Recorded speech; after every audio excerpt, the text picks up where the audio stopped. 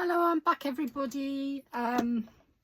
Okay, so what I'm doing now is I'm sewing my ears onto my head, and I've just popped a pin in and I've just sort of started off my thread. So what I'm doing is lining up my earlobe with the bottom of my nose, you know, because that's sort of how it would be. And what I'm doing is sewing seam of the ear to the side seam of the head, and I'm using ladder stitch. So again, this is quite tricky to show you up close, but where's my thimble gone? I'm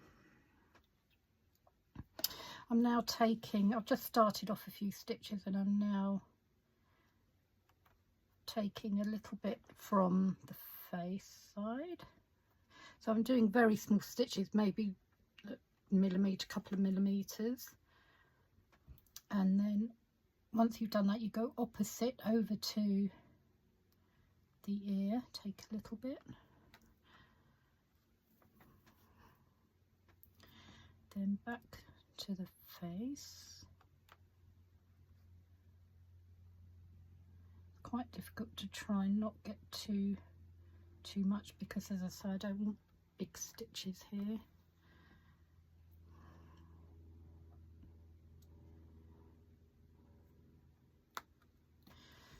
Okay.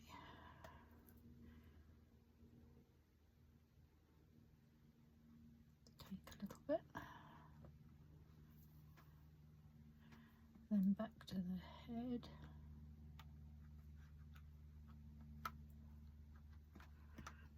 So hopefully you can see what's going on here. Then over to the ear. So I'm just taking these tiny stitches quite close to the seam that's there already. So you do a few of those and then I just sort of pull the stitches and then they're invisible. Okay, so I'm going to carry on doing that. What I've done, if I do another face, I'll show you what I did, but I basically, I'll show you here, I get an A4 sheet, because people have been asking me, get an A4 sheet of paper, and then as you can see, I've used this one quite a bit, but I just put double-sided tape, and then I put my calico fabric, cut out roughly the size, put my calico fabric on top, and then I cut around the edges so they're level with the paper, and that's how I print onto my fabric. So once I've printed onto my fabric, I then use my very fine liners and my ultra fine liner pens to draw in the details. I designed the face that I wanted on my iPad in my editing program first of all, and then I outline the features a little bit more, as I say, with my pens. I also use oil-based pencils. I've got Caran d'Ache Swiss made Swiss colour pencils and a few other different types.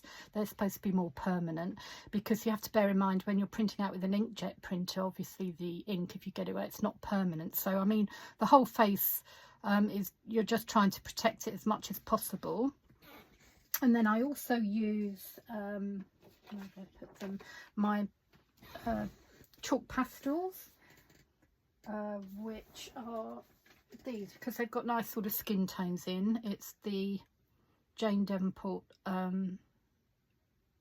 birthday suit palette here. So you've got some nice flesh tone colours. So I use those just to do a little bit of shading as well. Yeah, so that's how I do my faces. I don't think I've seen anyone else do them like that, print them out first, but you know, as I say, I'm new to this. This is my first doll that I'm making, so it's quite nice to come along on that journey with me as well, because you know, I'm sort of learning as I go. And as I say, I have looked up lots of tutorials on YouTube and also on Pinterest. So this is just how I'm making my doll. I got my original pattern from Etsy. I think it was Neela Dolls, But the thing was, because I'd never made one before, I just thought, oh, I'll make a rag doll.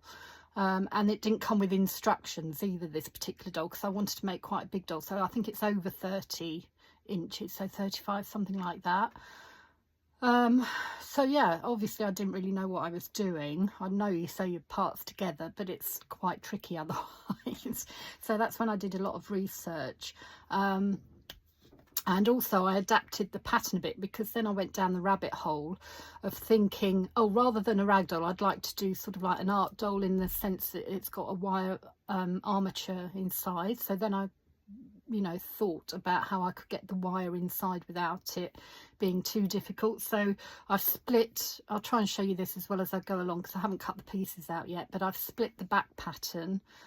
And the legs, which were in 2 parts, I'm just doing one very long leg, and the arms and the hands were like little mitts on the pattern. But as you can see, I wanted to do fingers, so I've already done my hands and my ears, because I wanted to do fairy dolls. So that's where I'm at the moment. So I'm going to carry on, you know, it's just, as I say, sewing the other ear on, and then I'm going to seal the whole thing with, if I can find my sealer, just bear with me. Okay, so this is the one I've got. It's Plasticoat Hobby and Craft Sealer, and this is a satin one. I mean, you could, I think they do a matte one as well, but it, you know, this is the one that I've got, and it's not going to be glossy or anything like that. So I'm going to seal everything with that. So what it's designed to do really is just to protect it a lot more. I think obviously if the face ever got wet, it's going to bleed, you know, elements are going to bleed. But you know, you are careful with art dolls, aren't you? You know, they're not children's toys, so I'm protecting it as much as I can do, I think. So yeah, that's the plan, and I'll come back to you then when I get on to my next stage of making my doll. So thank you again for watching along with me, and I'll get back to you soon. Bye bye everybody. Bye.